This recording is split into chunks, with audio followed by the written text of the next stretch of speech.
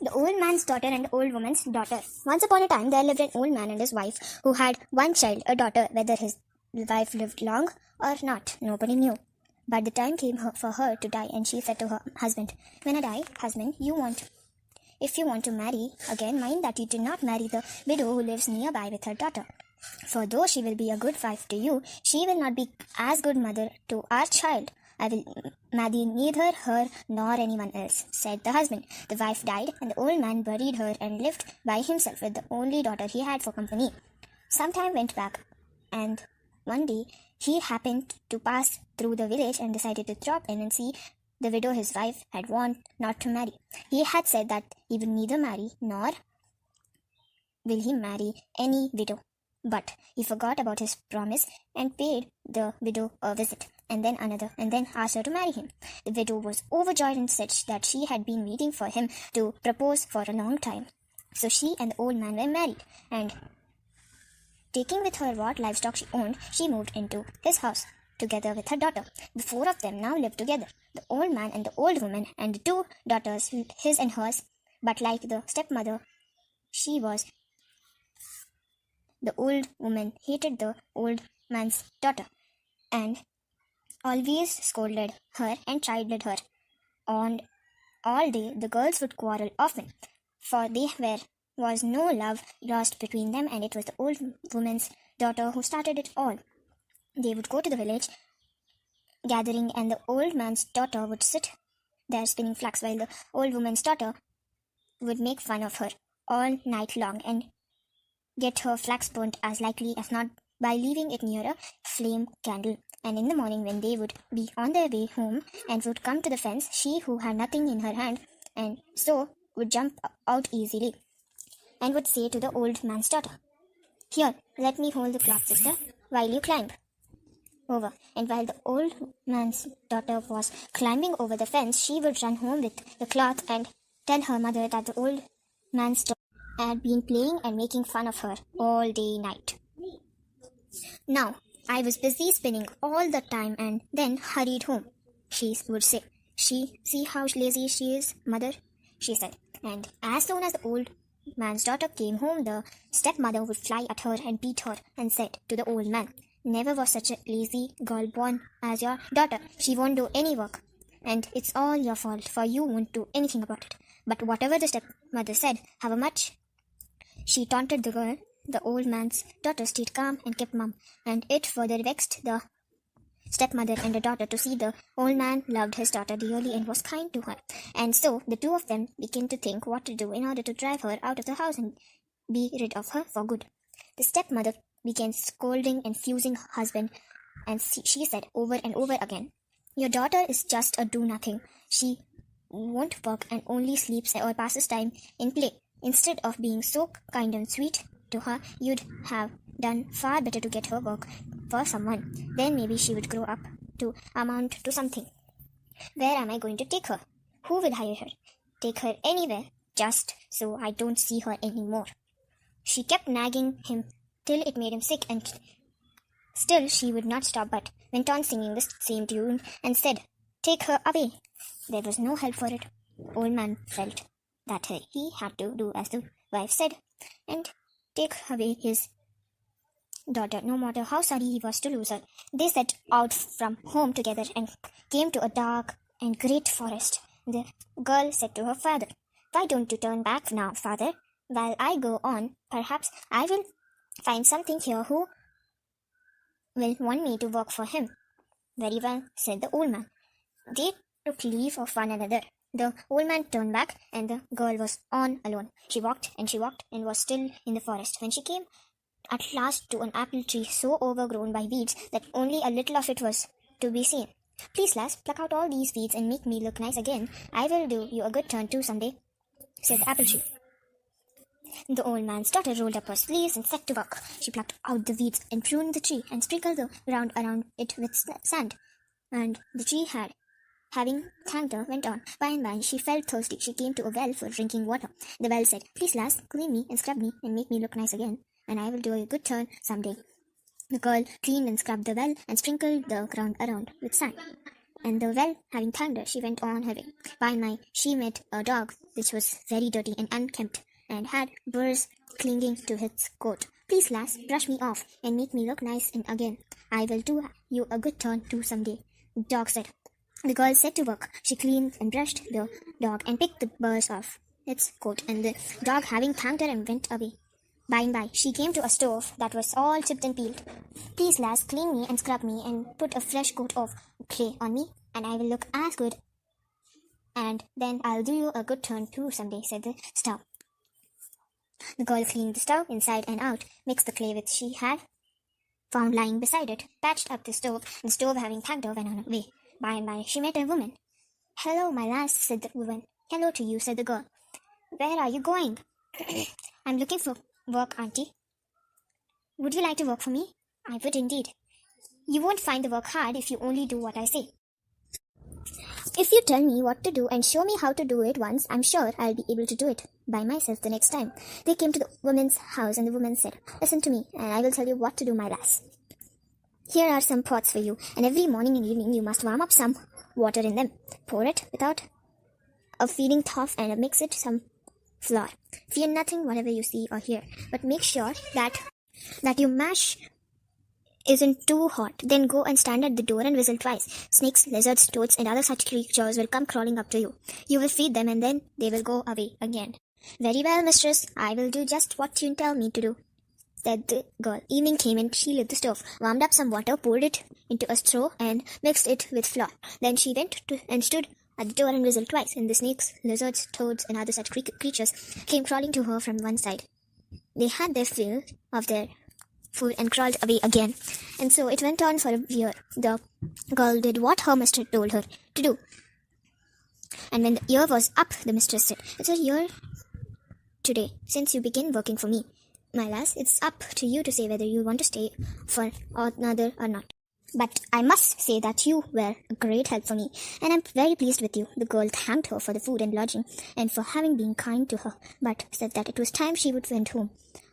Very well, said the woman, but before you go, you must choose for yourself any horse and cart of mine that you like.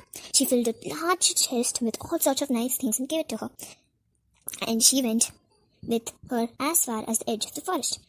They said goodbye. The woman turned back, and the girl drove on. By and by, she came to the oven she had once been of help to, and it was full of freshly baked pies. Drive up a little closer, my lass, for you were good to me, and I want to give you some pies. The girl drove up closer. The pies all jumped into the cart, and she thanked the stove and drove away. By and by, she came to see that the dog she had once helped to, it ran up to the cart and stopped there.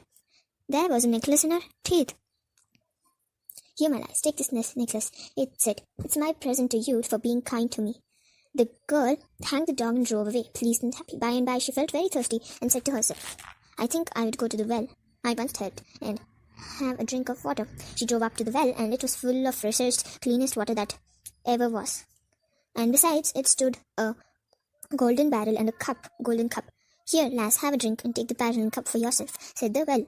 The girl went down, but she thought to be water was wine, a better wine that she had never tried before. So she filled the golden barrel with it and put both the barrel and the cup into the cart and thanked the well and drove away. By and by, she came to the apple tree she had once helped, and so beautiful was it as words cannot describe. The apple on it were all of silver and gold, and its branches were heavy with them. Here, my lass, take my apple for having been good to me, said the apple tree. The girl thanked it and drove up close to it, and the apples all fell into the cart. The girl drove home. Come, father, see what a good thing I bought, said she. The old man stepped outside, and there was his daughter before him. He was overjoyed and ran to welcome her. Where have you been, child? He asked her. What have you been doing? Working, father, the girl replied. But do let's take these things into the house. And oh, what a lot of them they were. The whole cart was full of them. They took them into the house, and each seemed more beautiful than the others. But the most beautiful and the richest too was the necklace and the girl had round her neck. And the stepmother saw how many fine things the old man's daughter had bought. She began nagging her husband again and again, telling him to take her daughter to the same place he had left in the forest. And she kept this up for so long, not letting even a day in a year ago, and she kept this up for a long time. For she was as jealous as a woman can be of his daughter. And that at last he said, "All right, I'll do it. Just let your daughter to dress." And as soon as the girl was ready, she set home together. They came to the forest, and the old man said, "I'll be turning back now, child, and you can go on alone." And they went to separate ways, the man taking the road back, and the old woman's daughter got deeper into the forest. And on she walked, and after a long time she came to an apple tree thickly overgrown with weeds. "Please, lass, pluck out these weeds and make me look nice again. I will do you a good turn someday. A plague you on you. Why should I spoil my hands?" the girl replied. On she walked, and after a while came to a well that badly needed to be cleaned. "Please, lass, clean me and scrub me and make me look nice again. I will do you a good turn too someday," the well said. "A plague you on you. Well, I have no time to bother you," the girl returned. She walked and came to the stove that was all chipped and peeled. "Please, lass, put a coat of clay on me and I will do a good turn too someday," the stove said. "Plague you on you, stove. Why should I do that?" the girl said angrily. On she walked, and after a while met a dog. It came running towards her and was so dirty and unkempt that it made one sick to look at it. "Please, lass, clean and brush me and pick the bones out of my coat. I will do you a good turn someday." But the girl only gave it a glance and said, "A plague you on you, dog. Why should I spoil my hands? I won't touch you if you wait there forever." And off she went, calling the dog all the names she could think of. By and by she met a woman, the same woman whom the old man's daughter had stayed. "Good morning, lass," said the old woman. "Good morning to you, auntie," said the girl. "Where are you going?" "I'm looking for work." "How would you like to work for me?" "I don't mind. But what will I have to do?" "Nothing very hard if you do what I say. Show me how to do it once, and I will think I'll be able to do it all by myself the next time." "Well, just listen. I'll give you some pots, and every morning and evening you must warm up some water in them, and before it gets too hot, pour it into a feeding trough, and then mix it with some flour. After that, you must warm up and stand at the door and whistle twice. And all sorts of snakes, lizards, toads, and other such creatures will come crawling. Don't be afraid, but let them eat their fill, and they will crawl away. Now, will you be able to do that?" "I will," said the girl. Evening came, and she lit the stove, set the pots, and did what the old woman had said to her. After that, she went and stood at the door and whistled thrice, and the snakes, lizards, toads, and other such creatures came crawling up. They climbed into the trough, and the better to get at the food, and were boiled to death. The girl, who had, as she thought, seen them eat, and they watched and dripped and jerked and lay still, went to get her mistress. "Those creatures of yours are very funny, mistress," she said. "Why did they all lay down after eating and never got up again? What did you say?" The mistress cried, frightened. She rushed to the yard. Seeing what had happened, she clutched her head with both hands and cried, "Oh God, what have you done? You spoiled and boiled their lives." She railed at the old woman's daughter and wept, but this did not bring the animals back to life. So then she put them all away in a chest, and when the girl's year of service was up, gave her a mangy horse and a broken down cart with the chest in it and a bundle of rags on top, and set her away. And off rode the old woman's daughter, thinking that her mistress had given her just what she had to the old man's daughter, and was pleased and happy. All of a sudden, what should she see but a dog with fine necklace of polished stones around its neck. Thinking to get the necklace for herself, she got out of the cart and rushed after the dog. But the dog said, "Oh no, my lass, you refused to help me, so you don't get the necklace." She drove up to the stove she had passed before, and it was full of pies. "I think I'll take pies for my mother to try," she said to herself. She climbed down from the cart, but before she could take the pies, the stove said, "On," drove the girl and tried to get the pies. The stove said, "Oh no, my lass, you refused to help me, so I won't give you my pies." On drove the girl. By the time she went to the well and felt very thirsty, she climbed at it, and so full was it that the water ran out of its edge. She rushed up to it, but before she could get a drink, the well closed. "Oh no, my lass, you refused me to scrub me, so you don't get any water," it said. The old woman's daughter burst into tears and drove away. She came to the apple tree, and lo, its branches were heavy with silver and golden apples. Indeed, so many were they that there wasn't any space for the chicks to peck.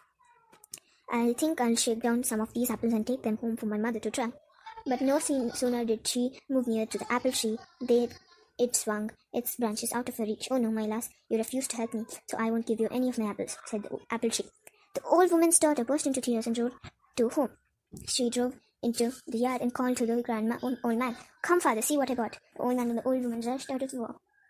They were the old woman's daughter before her. They were overjoyed, and taking the chest she had bought, led the girl into the house. But when they opened the chest and found it was full of snakes and toads, they were frightened.